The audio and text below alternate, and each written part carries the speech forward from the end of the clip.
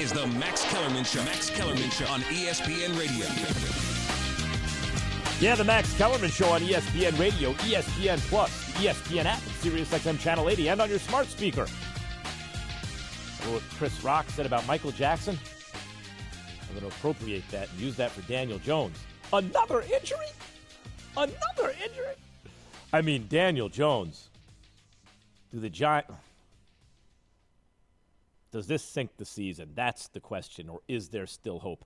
By the way, Aaron Rodgers says put some respect on his name. Said it with a C and a K, no T. Respect. I'm going to talk about that in a second. You can reach me at 888-SAY-ESPN, 888-729-3776. The Max Kellerman Show is presented by Progressive Insurance. See if Damien Woody thinks the Saints should rush Drew Brees back. Speaking of rushing quarterbacks back, Daniel Jones. Should they rush, or Colt McCoy, should they rush Drew Brees back against the Chiefs? Or, by the way, is it necessarily an either-or, Drew Brees, Taysom Hill? What about Jameis Winston? Be a part of the Max Kellerman Nation. Not the Max Kellerman Nation. Raj, that would be ridiculous. Raj, my producer in L.A. I'm here in New York. This is the days of COVID still. Be a part of Max Kellerman Nation on the Dr. Pepper call-in line, 888-SAY-ESPN. ESPN Nation is presented by Dr. Pepper. It's official. College football's back, so is your favorite Dr. Pepper-loving college football town, Fansville. Head to a store near you to treat your inner college football fan to an ice-cold 20-ounce Dr. Pepper today. But first, it's time for Straight Talk, brought to you by Straight Talk Wireless. We're going to get to the Giants in a bit. But Aaron Rodgers, well, listen, I like the fact that Rodgers is saying he wants to win the MVP award. He pointed out how Adrian Peterson kind of stole it from him on the last day of the season once, and how he has two and be rarefied air to win three. I like the fact that he's not mincing words. Yeah, he wants to win the MVP. Said a third MVP would definitely mean a lot, joining an even more exclusive club than just the two-time MVP. He's 37. Rodgers, when he turned 37, that was what, this month? Earlier this month? Last month? I remember thinking, see, ages 30, 31, 32, 33 are all your early 30s. 34, 5, and 6, middle 30s. And for quarterbacks, you could be in your mid-30s, that's fine. 37, that's the first year of your late 30s. Aaron Rodgers is in his late 30s. Just psychologically, emotionally, it feels different when you hear about a 37-year-old quarterback. And last year, when he was 36, by the way, I did that in my head just now. I knew right away. Last year, if he's 37 this year, 1 year ago, he was 36. No pencil and paper, no nothing.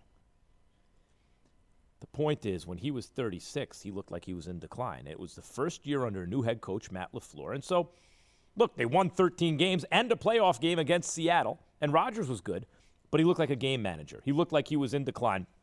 And when a guy with great physical gifts ages, you know, on the one hand, a guy with like a broad range of skills and great physical gifts sometimes ages well, because they can evolve into the player that other players begin being, right? They have to rely on technique and all these things. But sometimes they don't age well because they can get away with things. They never have to really learn proper technique. They don't have that same muscle memory because they can rely on their athletic ability. It was unclear to me which group Aaron Rodgers fit in. Would his great ability mean he'd have a longer career because he could evolve into a different kind of quarterback? Or would it mean that having lost half a step maybe, lost a little something off his fastball, he wouldn't be able to fall back on technique to the extent, say, Tom Brady could or Drew Brees could? In fact, he hasn't lost anything on his fastball. Aaron Rodgers showed, no, he's just getting used to a new system with Matt LaFleur. In his second year in the system, we just put up the numbers up on ESPN Plus, he's balling out of control. After Patrick Mahomes threw those 3 picks in his last game, still having a great year. But when Mahomes is on the best team in the league and he's having the best statistical season, you can't argue anyone else's MVP. Can't do it. But I've never thought that Mahomes is in his own category and no one else is near him. I always thought Rodgers at his best, Bill James, the godfather, the grandfather of sabermetrics, right? Bill James wrote once comparing Lefty Grove to Sandy Koufax, the two greatest left-handers of all time at the time, in the 80s. He said, or he wrote this in the 80s, He said there's not a dime's worth of difference, but his nickel goes to, and that's what I would say here. There's not a dime's worth of difference between Mahomes and Rodgers at their best. My nickel goes to Mahomes. But I got to admit the truth.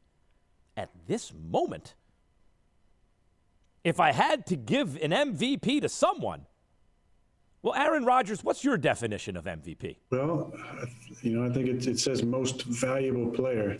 A lot of times that player is also the best player, but I think it should kind of live up to what it stands for. It's an acronym, which, Tom has told me it stands for most valuable player. So it's that person who is most valuable to their team, I think. And I feel like that's why I should be in the competition most years, and this year especially. See, I don't believe that. I think that's total nonsense about value and best being different. Value is defined as who's the best. Best, you're the best if you have the most value. Well, what about to your team? You mean to tell me if a guy has worse teammates, then he's more valuable to that team?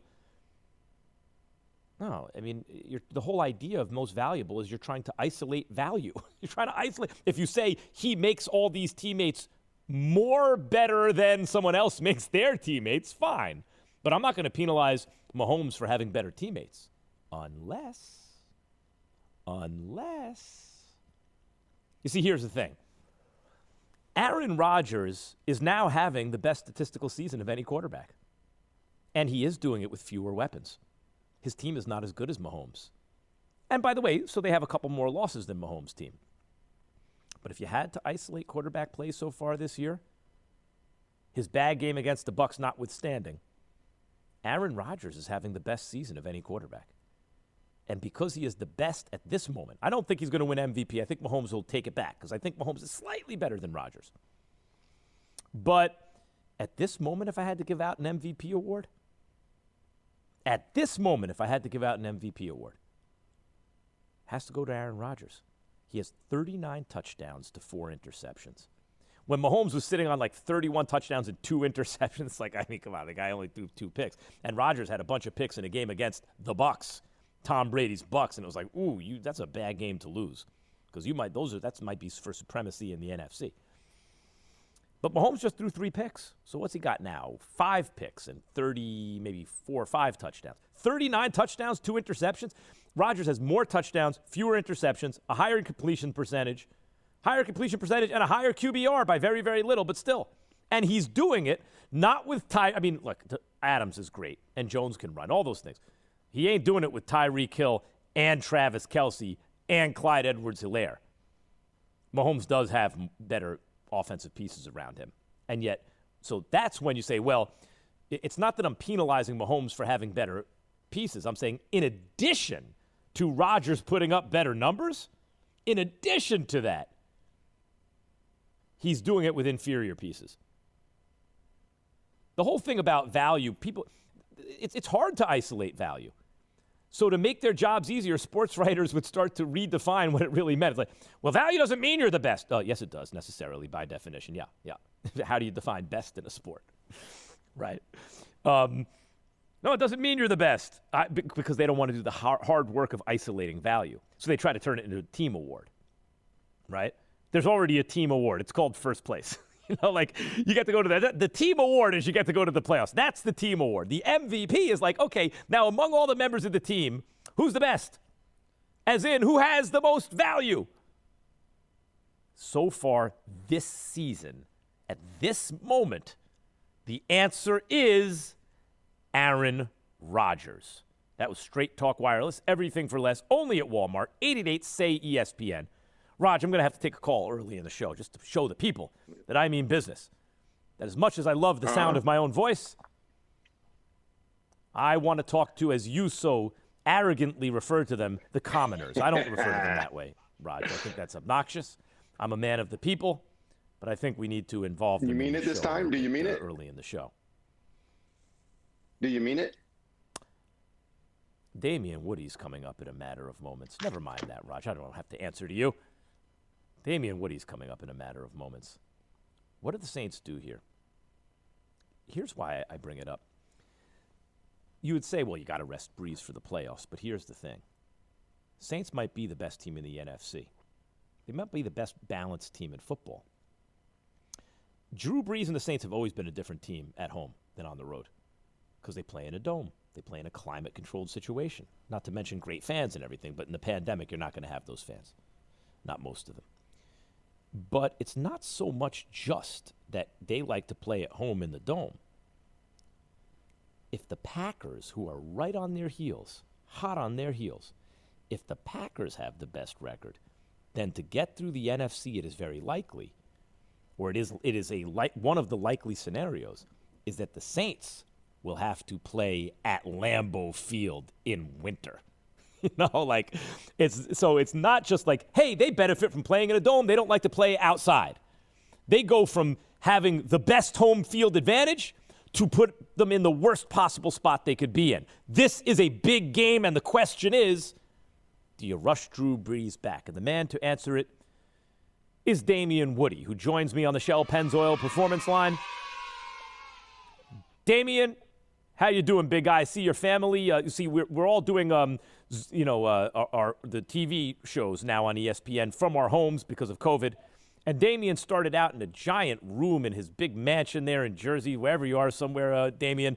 You look like Scarface in your giant mansion with the columns and the whole thing. And then little by little, you got shoved into a smaller room and then into the corner of a room and then into a closet practically because your kids took over the house. Your wife and kids just shoved you into a corner. But then today on TV, I noticed you had a Christmas tree on the background. They let you back in the house. What happened? I got my permission slip signed. So I got permission to kind of maneuver again, man. So, now it's back to the palatial.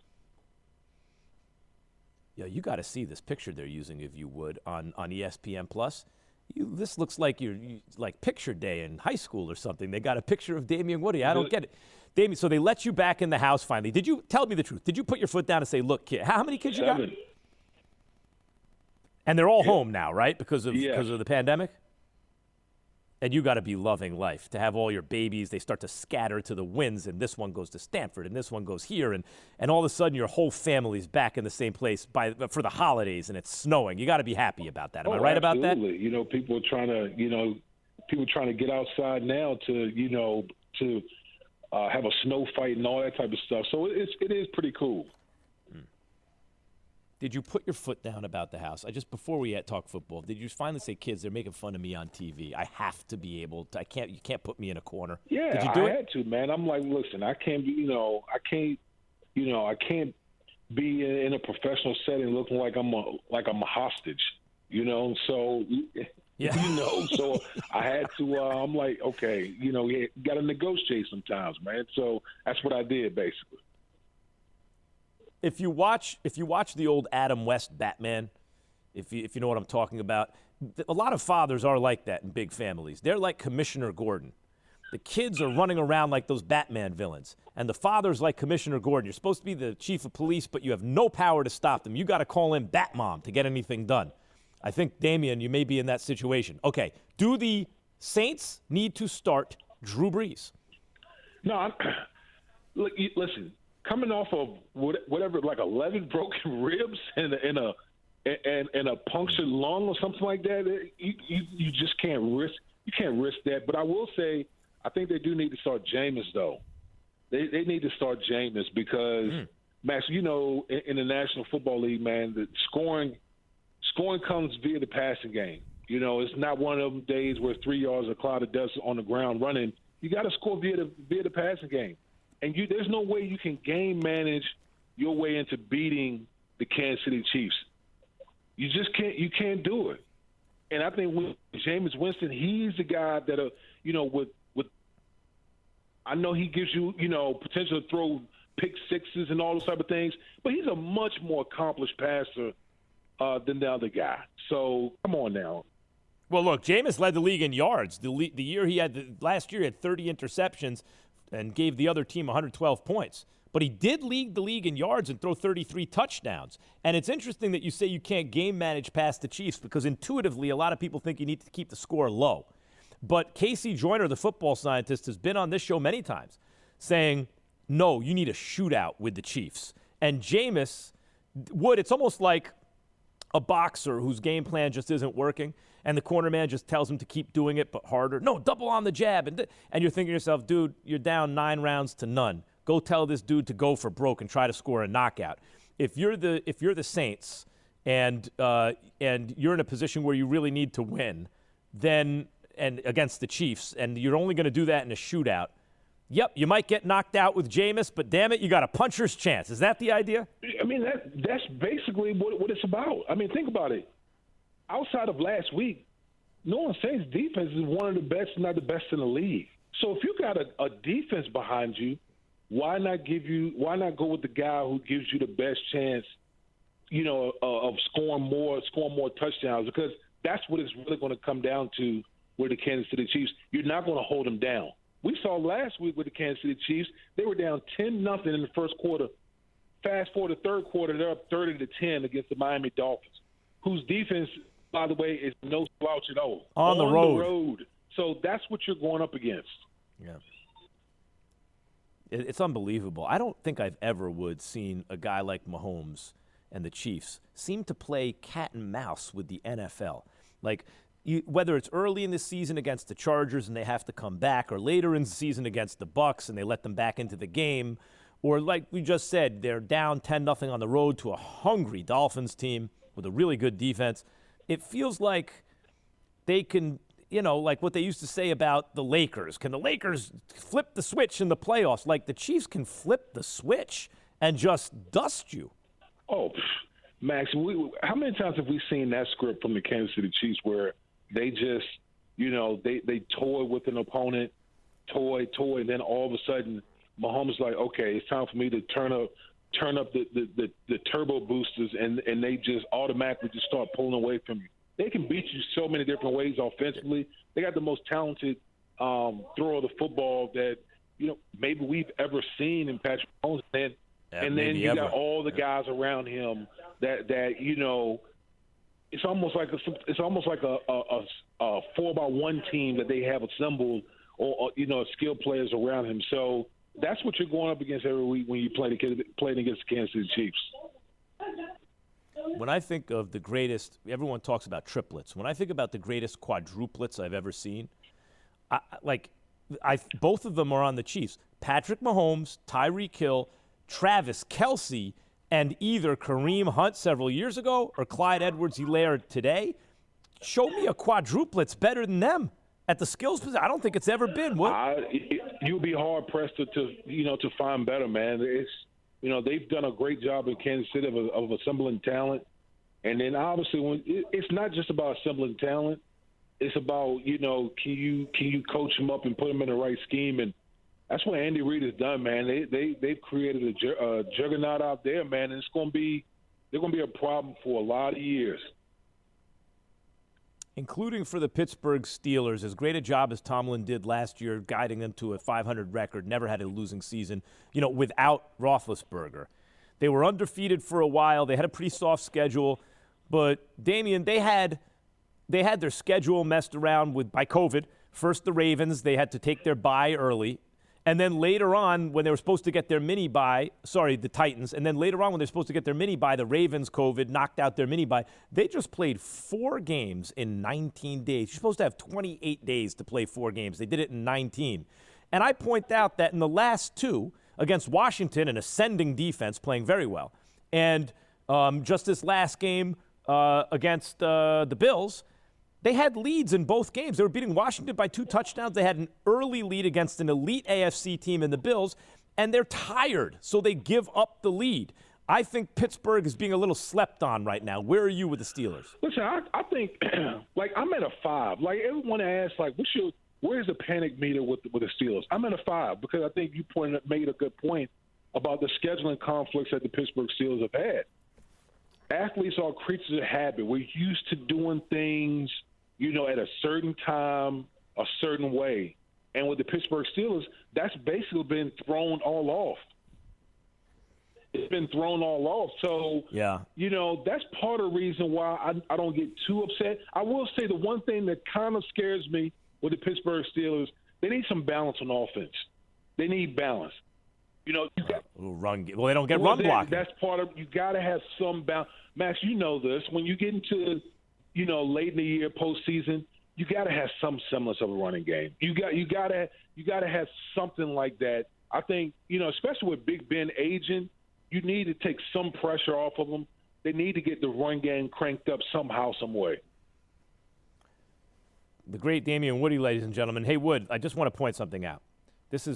Damien Woody can bench press over 500 pounds. Think about that for a second.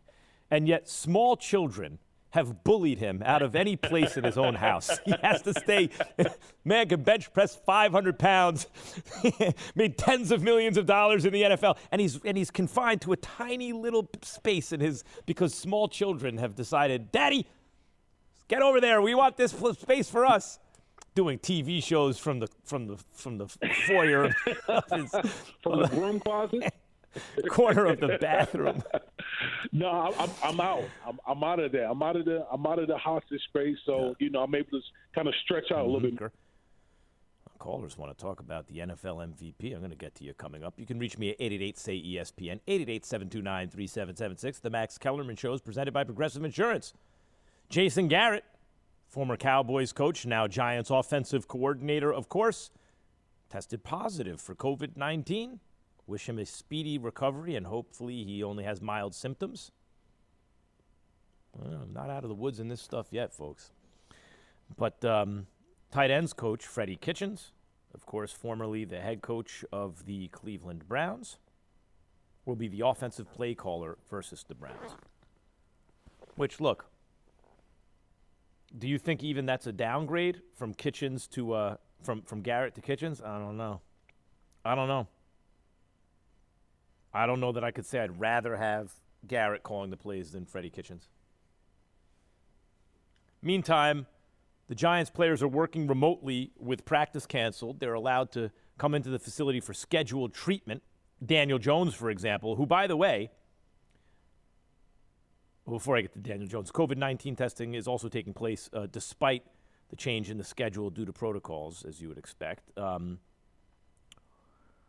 Yeah, look, there's a vaccine. People are already being vaccinated, and there are lots of doses on the way, and all of that. But it's not out of the woods yet. Anyway, the point is, Daniel Jones hurt his right hamstring against the Bengals. Right, missed the Seattle game where Colt McCoy won. The Giants won with Colt McCoy under center, and then rushed back. Let's face it, he rushed back. It says good things about Daniel Jones that he wants to rush back. And Daniel Jones answers questions. I get on Carson Wentz, and I used to get on Cam Newton, because when they answer questions, you go, I'm not trying to hear that. You guys don't. You either sound arrogant in the case, or petulant in the case of Carson Wentz, or you sound fake in the case of Cam Newton back in the day. Cam sounds good with Belichick. But what you really want in a quarterback is a guy who answers questions with those kind of like, aw shucks, football responses, right? A guy who doesn't have to stop and consider how the media or the fans will consume what he's going to say, but a guy who drank that team Kool-Aid when he was a kid and just bought in, and now sounds like a football player. When do you want to be starting? Do you think Colt McCoy should start? Daniel Jones is all, I'm just preparing. My job is not to make those decisions. My job is to prepare as hard as I can and be ready when my number is called. Like that kind of stuff. The kind of Russell Wilson, Andrew Luck kind of football nerd, Peyton Manning football nerd response. Daniel Jones got that part. And Daniel Jones can move, and when he can move, he's a really good player. He's like a solid starting quarterback already, just about league average, and he's young still. But when he hurt his hamstring against the Bengals, they won with Colt McCoy against the Seahawks, the best team they faced recently. Daniel Jones comes rushing back to play the Cardinals, and he was terrible. Because what we found out about Daniel Jones is when he can be mobile and use his legs, he's a pretty good quarterback. And when he can't, he's a dead duck. He's a sitting duck. He's not a kind of guy who's going to pick you apart from the pocket, not at this point in his career at least. Maybe he will be one day, maybe, but he ain't that now. And when speed is not part of his game, he looked awful. Now, who do you want? coming up for the Giants against Cleveland. Cleveland's a beatable team. They're a good team. They're better than the Giants, but they're beatable. Who do you want playing that game? Do you want a hobbled Daniel Jones, who's no good to anybody as a sitting duck in the pocket? Or do you want Colt McCoy, who's a solid backup, who last time he started got a win against the Seahawks? I'm saying start Colt McCoy, and it's not even about the future. I don't think the question is, it's not a choice. Either start Daniel Jones and risk him going forward, your franchise quarterback, or maybe even jeopardize him for the playoffs, or start Colt McCoy and have a lower chance of beating the Browns. I actually think McCoy gives you the best chance to win on Sunday. I don't think it's a great chance. I mean, it's a pretty good – they have a chance to win with McCoy. They beat the Seahawks. They can beat the Browns.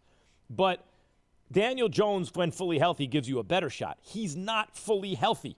Forget about jeopardizing Daniel Jones for later. For right now, the best option is Colt McCoy over a hobbled Daniel Jones. You have a chance to beat the Browns with Colt McCoy. And when Daniel Jones gets healthy, it'll be we have a chance to beat the Browns. But right now, since I don't know if we're going to win, it's you have the chance to beat the Browns. Raj, I don't like being all in unless I think we're going to win. I'm there through thick and thin, but not so much through thick. I like it when it's thin, a little better. Corey in Texas, you're on the Max Kellerman Show, ESPN Radio. Hey, Max, when we talking about MVP, why not talk about Dak Prescott, even though he's not going to finish the season? God. But he was putting up pretty good numbers, and when he left, he not only took the team's heart, but he also took the team's heart out of that locker room as well. Corey, this is what I get for picking up a call from Texas. Corey, are you sitting here trying to tell me on national radio, it's also on ESPN+, are you trying to tell me that Dak Prescott should be in the MVP conversation? What, did he play 4 games this season? Do you see what Cowboys fans do? Corey, do you really think Dak Prescott should be in the MVP conversation? He led the team on the field, but he also led that team in the locker room. And you can tell without his presence nowhere around the facility that there's no heart in the Cowboys right now. So what you're saying, Corey, is he could be an MVP if he would have played. That's what you're saying. And now that he didn't play, we can see his value. But Aaron Rodgers has a ton of value to Green Bay. You think Green Bay Packers would be winning any games with an average quarterback? And he's actually playing. Cowboys fans are completely, Stephen A. talks about this, delusional. They're totally delusional.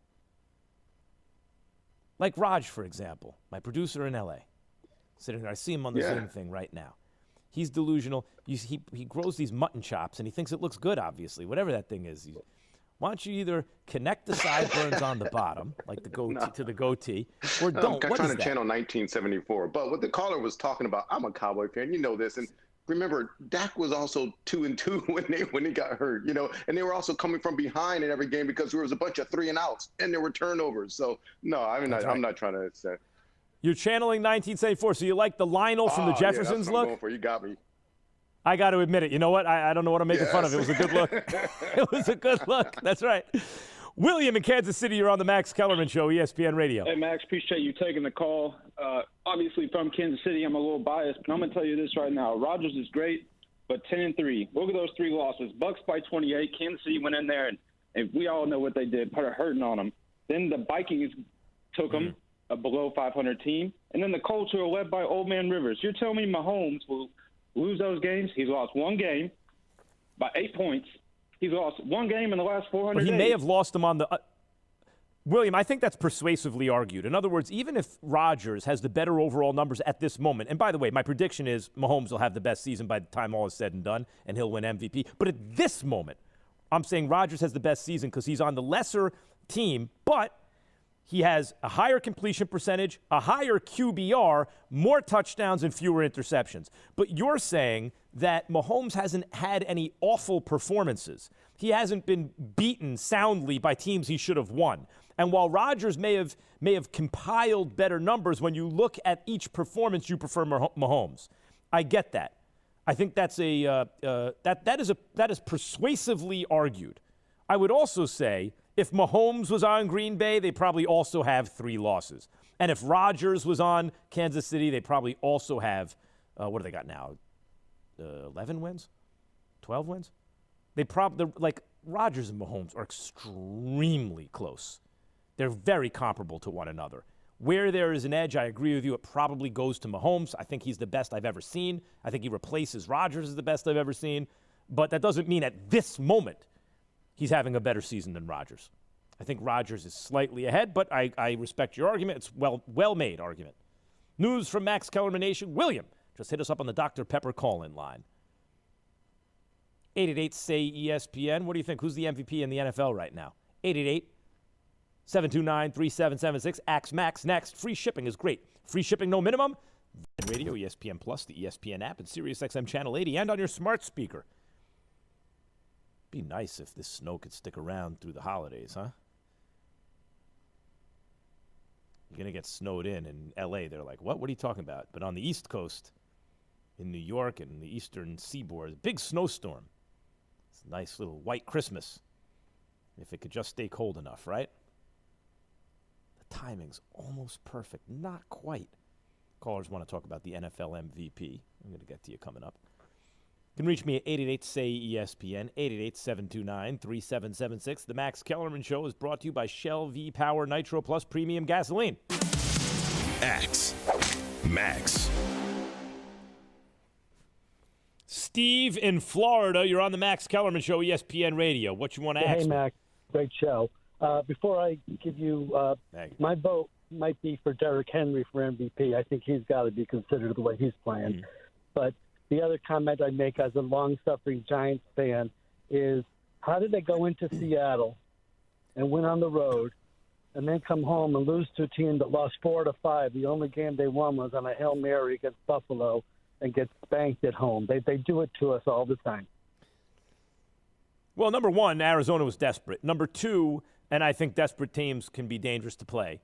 Number two, when Daniel Jones does not have his wheels, you see that he's not where he needs to be in the pocket to be an effective quarterback. But when he does have his wheels, the threat of him on the move can keep teams honest enough that he becomes a more effective passer. You know, think of him as Lamar Jackson light. Dwayne in Maryland, you're on the Max Kellerman Show, ESPN Radio. Hey, how you doing, Max? First, I'd like to say I like Derrick Henry for MVP, but I also wanted to.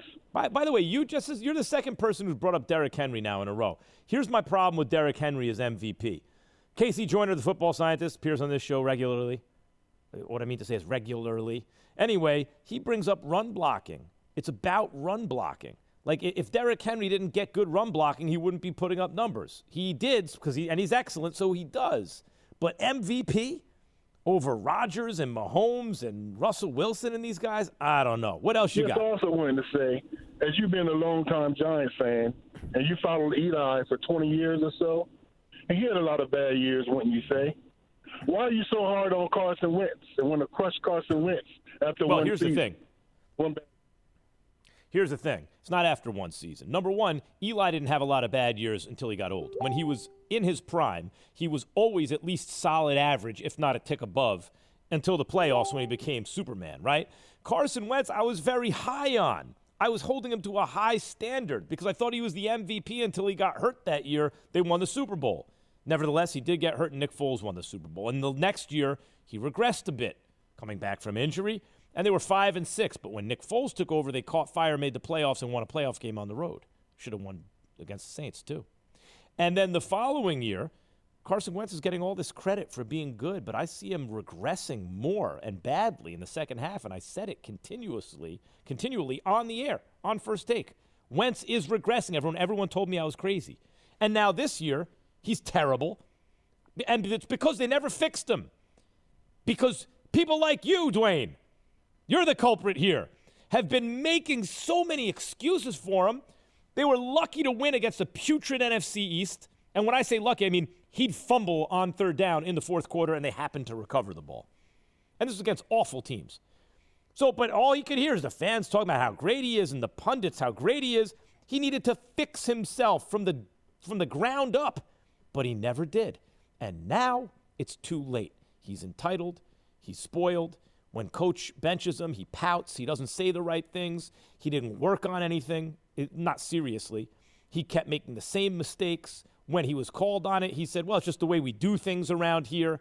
I'm just being real with you. And by the way, I was real with Eli early on. When he would mess up early in his career, I would say it. But, when you win 2 Super Bowl MVPs, the best of it. This is the Max Kellerman Show. Max Kellerman Show on ESPN Radio. The Max Kellerman Show on ESPN Radio. ESPN Plus, the ESPN app, Sirius XM Channel 80, and on your smart speaker. What's going on, nerds? You see my guy, Taylor Horton Tucker? T-Boogie?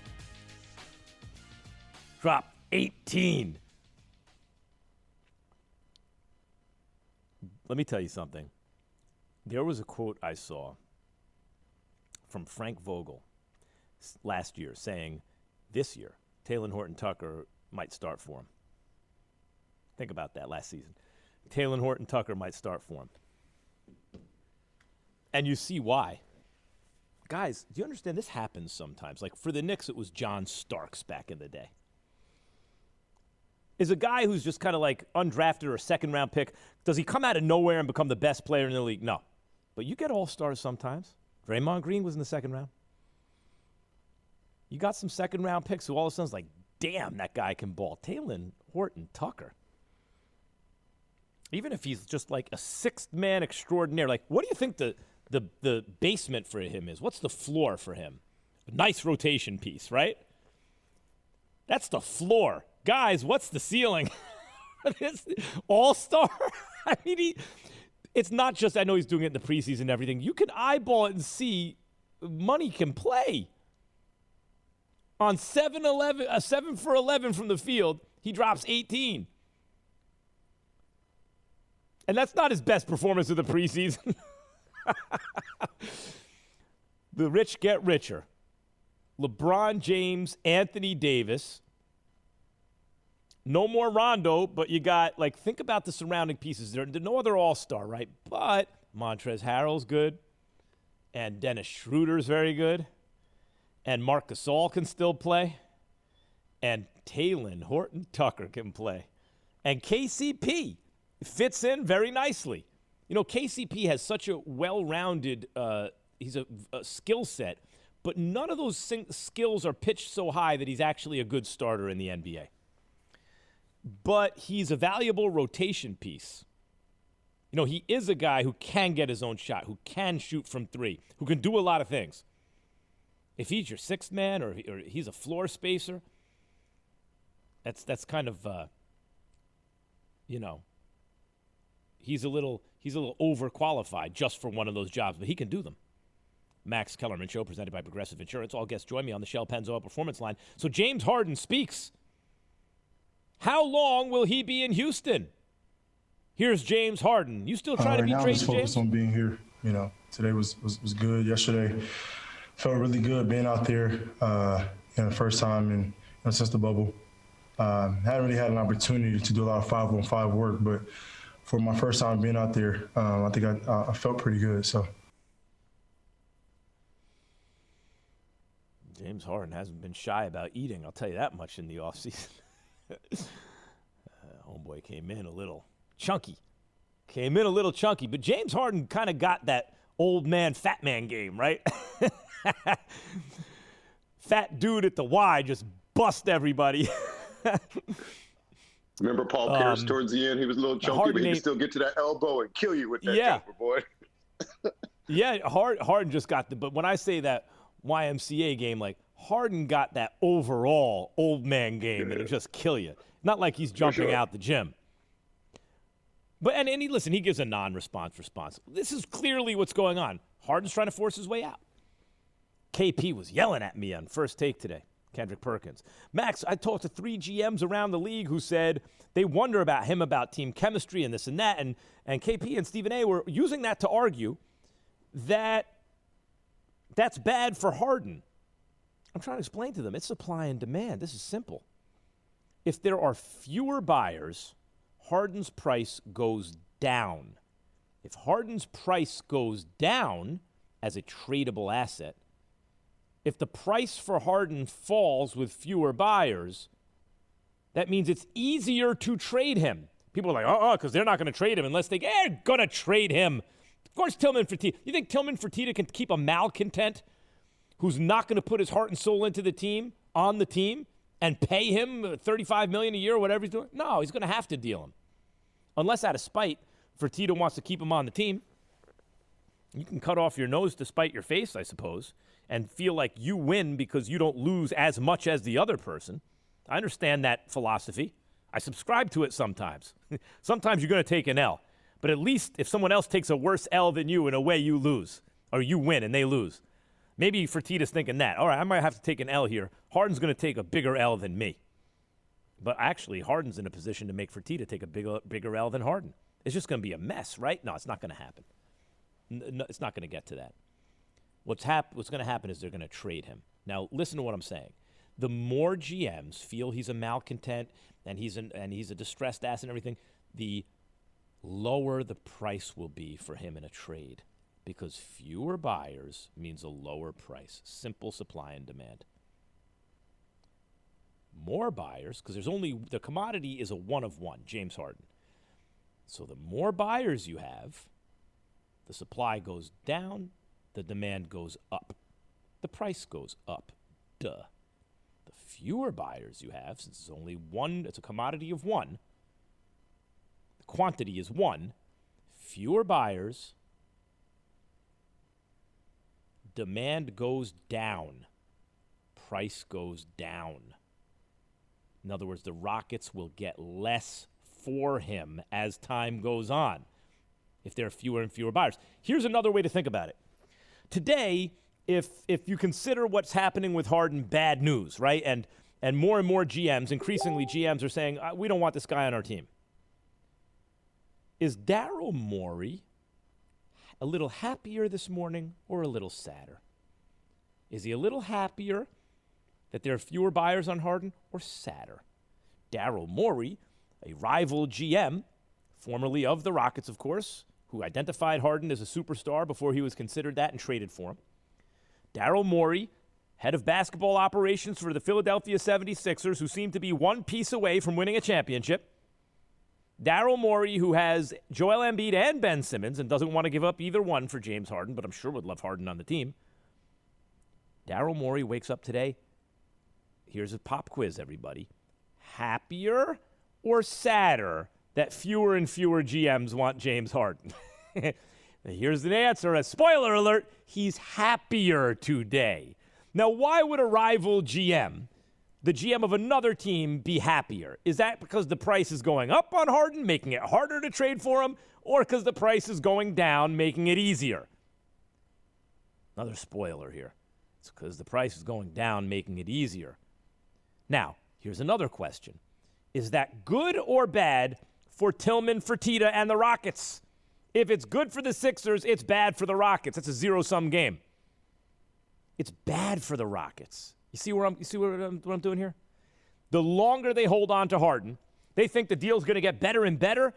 It's going to get worse and worse. Now, I talked about this the other day on the air. You know how you're supposed to buy a used car, or a car, period? You call up every dealer in the area. You say, I am going to call all the dealers in the area. You're one of them. These are the dealers, 20-mile radius, whatever. Where did I read this? Maybe Vox or one of these places.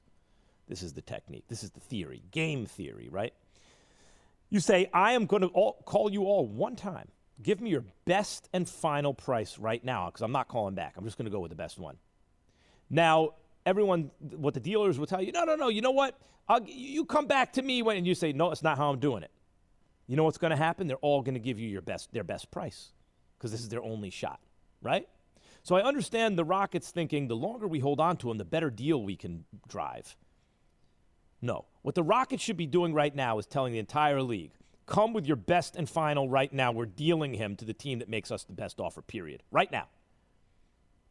The reason that would work right now is because if the longer you hold him, since demand will go down and you'll get less and less for him in a trade, the worse it is. Really, what the Rockets are saying is not we think he's going to become more and more valuable to us as a tradable asset. What they're saying is teams aren't giving us their best offer yet. Well, you got to put the screws to him. You got to put it to him. Best and final, today he's being traded. and you will get the best offer you will ever receive for James Harden. The offers will only get worse after this. 888-SAY-ESPN, 888-729-3776. Can Aaron Rodgers steal the MVP from Patrick Mahomes? Or better yet, at this moment, if you ask me to predict who's going to win the MVP, I'll tell you Patrick Mahomes. I think he's a little bit better than Aaron Rodgers.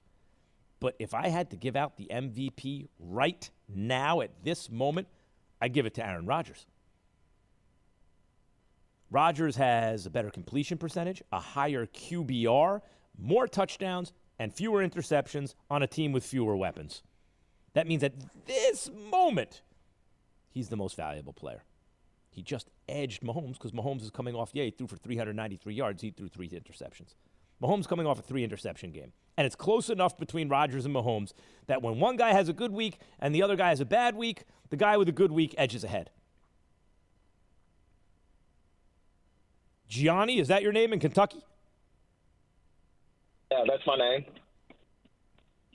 Gianni, go ahead. Go ahead, Gianni, you're on the Max Kellerman Show. It's funny because me and a guy that I work with, we had this same talk about 3 weeks ago when Patrick Mahomes was had less interceptions than Aaron Rodgers at that time. And I said even then, I think I agree with you, Aaron Rodgers should win MVP this year, being that he's doing almost – then again, this was this discussion at that time. I said he's doing almost the same as Patrick Mahomes with 75% less weapons than Patrick Mahomes has. I was like, I'm not going to take anything. Let's not overstate it. Devontae Adams is a bad dude. Let's not overstate it. But I hear what you're saying. I did not subscribe to that same argument a couple weeks ago. I thought Mahomes, when he had like 31 touchdowns and 2 interceptions, and his team had 1 loss on the season, and they avenged that loss, and he had the highest QBR, I'm like, okay, look, he's better. But once he loses those statistical edges, and you add the argument that Rodgers is doing it with less, then I think you're right. Like if it's a dead heat, I think you go with Rodgers. Or if Rodgers certainly is ahead statistically, I think you go with Rodgers. But if Mahomes got the statistical edge in yards, touchdown to interception ratio, QBR, completion percentage, and team wins, then you go with Mahomes. That's not the case right now. He's got more team wins than Rodgers. He's on a better team. He's got more yards than Rodgers, but Rodgers has a higher QBR, a higher completion percentage, more touchdowns, and fewer interceptions. Rodgers has 39 touchdowns and 4 interceptions right now. Good Lord. 39 and 4. Richard in Manhattan, you're on the Max Kellerman Show, ESPN Max, Radio. If Daniel Jones trots out and starts the game Sunday night for the Giants, it will be the stupidest thing I've ever seen in sports. Dumbest, stupidest thing. When Judge started him the game before against Arizona, that wasn't as bad, but then he kept him in after it was obvious to everyone in the world he wasn't effective, he wasn't himself. 25% of his game is running the ball, running around, putting pressure on the defense. He didn't do any of that. He couldn't do any of that. It was plain to see to anybody that watches football. Yeah. He was a dead duck, sitting duck. And for him to put him in that position again, it would be crazy. Richard, here's the real problem. I hear what you're saying. I don't think it's the dumbest thing I've ever seen in sports, but I agree with you. It's not a good idea. But here's the problem. The bigger issue to me is this. Jones is a mobile quarterback, and that certainly helps him in his passing game, right? The threat of the run and his ability to move around. When you take the mobility away, shouldn't he still be okay? Like, shouldn't he still be better than Colt McCoy? He's not. That's what disturbs me. Like, his game has to – I understand it's predicated on speed, in fact, and the threat of speed. But he should be good enough that even if you take that away, he gives you a premium over the backup. He doesn't. Richard in Manhattan, he doesn't, and that's what bothers me. That not only can he pass the ball, he can run the ball. That's a double threat. He loses all of that now, the way he is. And they'll just pin their ears back. Yeah, but what I'm saying is, shouldn't he been able to pass the ball? Shouldn't he be able to pass the ball even without the threat of the run? There's no threat of the run. He didn't gain 1 yard. That's what I'm saying. Shouldn't Richard, calm down. Richard, let's both calm down. Shouldn't Daniel Jones be good enough in the pocket that even without the threat of the run, he gives you a premium over your backup? He's not. We agree that he's not, but shouldn't he? Like, that's what bothers me. He's played 1 year in total. 1 year. He's not an accomplished quarterback. He can't get by on guile or savvy or experience. That's like putting a 38-year-old Eli Manning without any of his intelligence, without any Super Bowl resume, nothing. He'd be a sitting duck statue out there. No good. I'd rather go with Colt McCoy and take my chances. Well, Richard makes a good point. Not only that, he'd rather go with Colt McCoy, so would I. But that, and the Giants really need this win because I don't think they're going to beat Baltimore. And I think they will beat the Cowboys, or at least they should. And so you're hoping Washington goes 1-2 and the Giants go 2-1 and Washington, and they wind up with the same record and Giants own the tiebreaker by virtue of the fact that they swept the season series against Washington. But you got to beat the Browns, most likely. And I think the best point Richard made was, look, Daniel Jones is not a very experienced quarterback. So given that he's a second-year quarterback who hasn't started 2 full years' worth of games yet, you can forgive him for not being able to just beat you from the pocket when speed is a big part of his game. That's fair enough. Still makes me a little nervous. I feel like Daniel Jones should be better just from the pocket than he is right now. It's not like he hasn't started any games. He started all of last year, and he's been starting this year. News from Max Kellerman Nation. Richard just hit us up on the Dr. Pepper call-in line. Devin in Los Angeles, you're on the Max Kellerman Show, ESPN Radio. Hey, what's going on, Max Kells? It's always a pleasure to talk to you, brother. I got a quick NBA bone to pick with you, but if Aaron Rodgers is the MVP this season, then Aaron Rodgers should have been the MVP the last 5 seasons. I'm not an Aaron Rodgers guy. I'm a Cowboys fan. Not last year. But the MVP this year is Derrick Henry, no doubt. The Tennessee Titans have a mediocre quarterback at best. But my Laker bone... Tannehill's better than mediocre. And if you see a running back with eye-popping numbers, it means he's getting run blocking. So why not give someone on the offensive line MVP? Like, the running back has the ball, so the fans give them the credit. But the fact is, run blocking turns a bad running back or an average running back into a Pro Bowler. So, but the fans don't respond to that because they don't see the offensive lineman running the ball. But this is why teams that draft running backs up high, like the Giants, like the Cowboys, are laughed at by the good teams, right? Notice how the teams with the winning records don't draft running backs way up high? The teams that win Super Bowls don't draft running backs way up high? The closest anyone's come was the Rams with Todd Gurley. They drafted him, but they drafted him 9th or 10th because remember he was injured coming out of college. And guess what happened? They paid Todd Gurley early because he was the best running back in the game, and they regretted the contract. And right now the Cowboys regret the contract they handed Ezekiel Elliott. I don't think a running back can be MVP in the NFL. ESPN Radio is presented by Progressive Insurance. Quoting home insurance just got easier with Progressive's Home Quote Explorer. Quote and buy all online at Progressive.com. You hear what Bruce Arians said about Tom Brady? Bruce Arians says that, quote, I don't know why anyone criticizes Tom Brady. Why are they criticizing Tom Brady? What he did at the end of the half and to start the second half against Minnesota, very, very few teams can score 17 points in a matter of 5 or 6 minutes. If we finish the half with 17 points, I don't care how we start. He's not getting enough credit for what he's doing. I agree. I agree with Coach. And I don't think Coach has ever really been anti-Brady. I know the reports have come out that he didn't want Antonio Brown, and that was Brady's call, and he wants no risk it, no biscuit, shots down the field, and Brady wants to dink and dunk. And maybe there's some power struggle. And Arians has criticized Brady a couple times in the press, once even took it back. It turns out it wasn't Brady's fault when he did blame Brady after week 1. But I've also pointed out every time Arians has pushed a button, it's worked. He criticized Brady, Brady responded. He defended Brady when Brady forgot how many downs there were in the game. It was the end of the game. And lied for Brady, and Brady responded. He was critical of Brady again, and Brady responded. Every time he's pushed a button, he's gotten the right response from Brady and the team.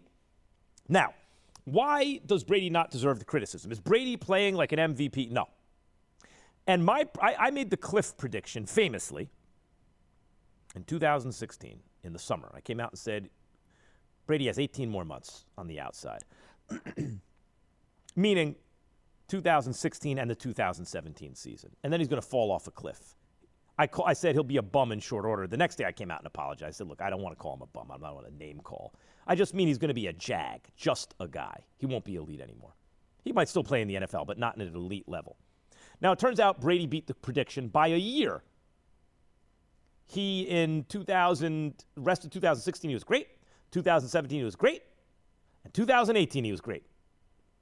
But in 2019, he wasn't. And by the way, in 2018, was he still great? They won the Super Bowl. It was the lowest scoring Super Bowl of all time. And he really rode the defense in the running game, but still he was excellent. I wouldn't say he was one of the 2 or 3 best players in football, but he was excellent. So it was more of a ravine than a cliff. Kind of he was declining, but not just like flying high like Brett Favre and Peyton Manning did and then just straight down, right? He's the MVP. He can do this till he's 50, and then all of a sudden they're not in the league. It wasn't that. It was more of a decline. It may even be considered a steep decline, but it wasn't falling off a cliff. He went from 2016 and 17 elite, 2018 still really good, 2019 last year with the Patriots, he was league average, maybe a tick above, maybe, because I'll give him name brand recognition. But the main thing is his team won 12 games, and I'm for that. Like, I believe in team record for quarterbacks. I think it means something. Just like wins for pitchers in this era doesn't mean so much, but once upon a time, wins were pretty well correlated with the quality of a pitcher. Remember in 1980, Steve Stone on the Orioles won 25 games. I think he won the Cy Young. He shouldn't have that year. And he wasn't as good as even guys on his own staff. So it could be misleading, but he was a quality pitcher. If you won a lot of games, it meant you were pretty good. When pitchers pitch deep into games, and quarterbacks play the whole game, and they have the biggest influence on the outcome of any player. And other than the coach, they're the most important person in the franchise. And if you notice, great quarterbacks almost always have good won-loss records. So why is that, right? And certainly great quarterback-coach combinations are almost always winning teams. So the fact that Brady won 12 games last year was big for me. But the fact is, when you watched him play, a lot of dinking and dunking. And when he had to beat Miami last game of the season to get a bye in the first round, he couldn't. And when they had to beat Tennessee in the first round, they couldn't. Right? And that has to do with quarterback play. He was missing receivers, short, long, left, right, every way you could miss a receiver. And I was told it's because he didn't have any weapons on his team. Okay, that obviously affects you if your receivers aren't great. But the Bucs receivers are great. And going to the Bucs, everyone knew Brady should look better than he did the year before on a bad offensive team. Even if he was in decline, that would be offset and then some by a superior team. And guess what Las Vegas said? Vegas pegged the odds, the over-under for wins at 9.5, which is exactly where I thought, intuitively. Like, as soon as I heard, 9. Like, in other words, if you took the under, you thought the Bucs would win 9 games. If you took the over, you thought 10. And a lot of people said 11 or 12. Oh, my God, they're going to win the Super Bowl. The Bucs are on pace to win 10 or 11 games. Right? They're on pace to do 8-5. They're on pace to get the over.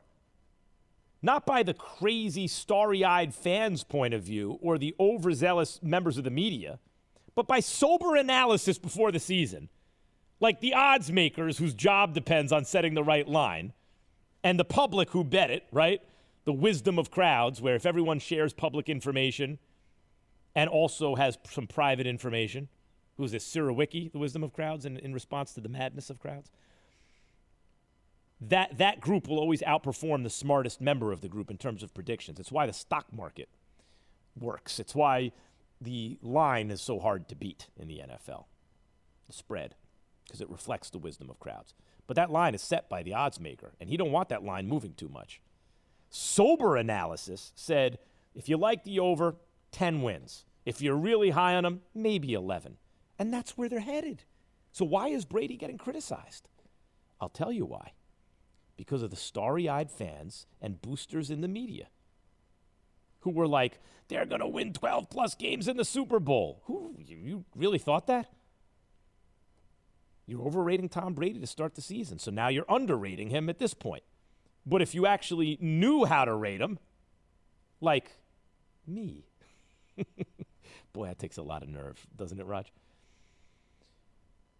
If you really knew how to rate Tom Brady, then you're impressed right now. Father Time is undefeated. The one dude I once saw almost fight him to a draw was Bernard Hopkins, great middleweight champ, light heavyweight champ. And Bernard was beating world-class fighters when he was 49 years old. But when he turned 50, Joe Smith knocked him clean out the ring. KO. Father Time, even Hopkins couldn't fight him to a draw. He's undefeated. Tom Brady's 43 years old. If your expectations going into the season for a declining 43-year-old quarterback was that he was going to be an MVP, then yeah, you're going to criticize him now. If, however, you had more sober expectations, it's a new team, it's a new system, it's a coach that doesn't exactly fit with his philosophy with Brady, it's all new receivers he's throwing to, we're in a pandemic, you don't get to practice with the team, teams are getting shut down because of COVID, right? Like all these things, you would say, well, Brady's on pace for a 3-to-1 touchdown to interception ratio, give or take. He's on pace for 10 wins, maybe 11. It's a hell of a season. Brady's having a hell of a season for a 43-year-old quarterback. By the standards of all quarterbacks, he's a tick above average starter. He's better than your average starter. He's still a good player, and that is really saying something. All the 888 say ESPN, that's 729-3776. Axe Max. Okay, what you want to ask me? Dr. Pepper call in line 888 say ESPN 888-729-3776. Mitch in Jersey, you're on the Max Kellerman Show. Max, I think the Rams got the best defense, and I think they got the best set of tight ends and wide receivers. I think they can represent the MC conference. I hope. I agree. I think the Rams could be in the Super Bowl. It's possible because Goff has been around the block. He spreads the ball around. And when he's at his best, he looks like a really good quarterback. But even so, he's not worse than an average one. He's above average. And they have a defense with talent on it that really can't be matched except by the Bears. So when you add it up, and a real good coach, I don't love them because I don't like Goff as much as I like Aaron Rodgers. And I don't like the Rams team because of that as quite as much as I like the Saints. And I like Russell Wilson to pull some magic, in the playoffs maybe. But the Rams, could I see the Rams in the Super Bowl? Yeah, for sure. Especially, imagine if the Saints have to go to Lambeau. Although they wouldn't have to go until the NFC Championship game, so scratch that. Frank in Florida, you're on the Max Kellerman Show, ESPN Radio. Hey, dude, can Giants fans actually be excited about next season? Daniel Jones fully fit, Barkley's back. Are the Giants any good next season? Yeah, they might be. They really might be. I am a Giants fan, and I'm excited about next season. Like, look, they could make the playoffs this year, and they'd be live in a first round of the playoffs, depending on the opponent. But it's not about this year. They don't have Saquon right now. And Saquon, even if you shouldn't have drafted him second because he's a running back, Saquon's probably the best home run threat in football. Respect to Dalvin Cook and Alvin Kamara and Christian McCaffrey if he's healthy and Tyreek Hill. I mentioned a bunch of backs, but you can almost run Tyreek Hill out of the backfield on plays and on gadget plays and stuff. And certainly as a receiver, he's just impossible. But if you wanted me to say who's the number one home run threat, like from anywhere on the field this man can score, Saquon Barkley. You might have 2 or 3 guys in the vicinity. He dekes them all. He could jump over literally another dude's head, turn on the burners, and be out. And you can run, he can run between the tackles. I know people are like, well, he doesn't run between the tackles, too much fancy stuff like Barry Sanders. Yeah, I guess if the criticism is like he's too much like Barry Sanders, except he's 235 pounds and he can catch passes. Yeah, I guess that tells you what you need to know. What's the opposite of damning with faint praise? Because he's getting great praise while he's being criticized. There should be an expression for that. Raj has a stumped look on his face right now. I can see on. He doesn't. More callers. Raj doesn't. Pick the calls. Clinton, Dallas, you're on the Max Kellerman Show, ESPN Radio. Max, appreciate you taking the call. Lifelong Denver Broncos fan, going back to the days of Craig Morton. Love John Elway as a quarterback, hate John Elway in football operations, and believe he is preventing the Broncos from going to another Super Bowl or maybe even another playoff appearance as long as he continues to do what he does. Your thoughts? I got to say, though, Clint, let me tell you something about, I'll say this about Elway. I used to think he was an excellent executive. He got to the Super Bowl 2 different ways, right? One with an offense built around Peyton Manning, and when that didn't work, Peyton was a shell of himself with 9 touchdowns to 17 interceptions. He was done, cooked. He and Osweiler were splitting games, basically, right? But in the end, Peyton was the one who won behind the defense. He totally remade the team from an offense with no defense to a defense with no offense. And even before that, won a playoff game with Tim Tebow. Like, Elway, so I'm mixed, but he hasn't been good recently. Elway's problem, ironically, is he can't develop a quarterback. Elway, who's one of the all-time great quarterbacks, can't develop a quarterback. Elway's stock has fallen as, analytics get more advanced. They're not capturing his value quite. And because he won his 2 Super Bowls when he was no longer at his best, behind a great running game, he's through the years been devalued a little. But all I can say is, after his career was over, Elway was in the conversation for GOAT. He was. And he's still a top 10 all-time quarterback, I think.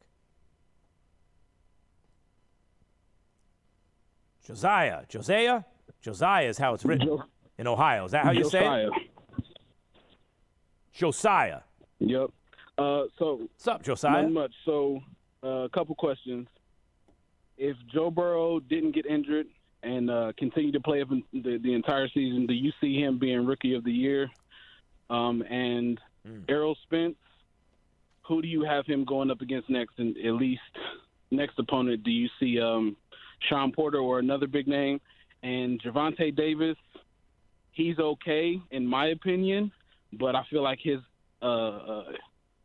name has kind of been tarnished because he's taken the Floyd Mayweather approach without really making a name for himself, in my opinion. He's not fighting. Well, Tank Davis is an attraction. He gets announced at Ravens games, and he puts 14,000 fans in the stands, and he fought pay-per-view and scored the knockout of the year. He's a spectacular fighter, but he's vulnerable, which should make his fights even more interesting. And I agree, he needs to step up and not just fight name guys who bring an audience, but fight a guy who people believe can beat him. What was the other question? There was more. I don't know. There were 3 questions. One of them was, I don't even remember anymore. Raiders and Chargers going at it tonight. Got NFL whip around. USC is a team with a lot of talent. It looks like they're going to be in a dogfight every single week. And he walks into the end zone. They're beating the brakes